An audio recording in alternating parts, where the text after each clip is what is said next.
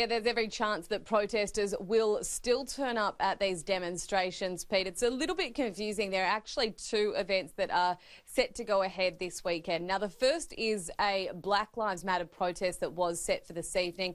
That was in a bid to stop all black deaths in custody. Now, the organisers of that event actually didn't hand any of the relevant paperwork into police within 7 days, and that automatically deems the event unlawful because the police need to have those organisations and obviously planning in place to protect the public.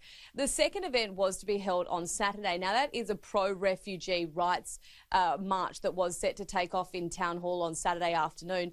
Those organisers did submit their paperwork to police, and police referred this matter to the Supreme Court because they thought that this was going to be a complete, go against everything that we have accomplished so far with this pandemic. They are trying to stop any outbreaks at these marches. We know on Saturday, 20,000 Sydney-siders came out marching through the city's CBD.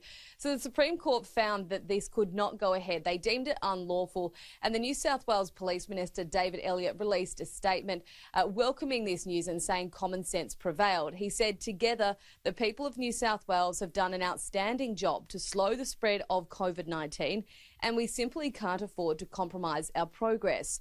I urge those thinking of protesting despite the Supreme Court decision and against the health advice to promptly reconsider their plans."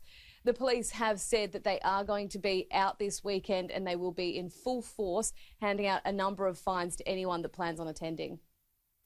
I'm hoping that people use some common sense, find another way to express your views. We all understand the emotion around these particular issues, and we all support the right to for people to free speech and to protest. But at the end of the day, we're in a situation which is different at the moment. So we'll have sufficient resources on the ground to deal with it, but I'm hoping we don't have to. Pete, the Refugee Alliance Coalition that is hosting this event on Saturday, they do have a right to appeal this decision that's been handed down by the Supreme Court. So it'll be interesting to see what develops today and if they decide to lodge that appeal.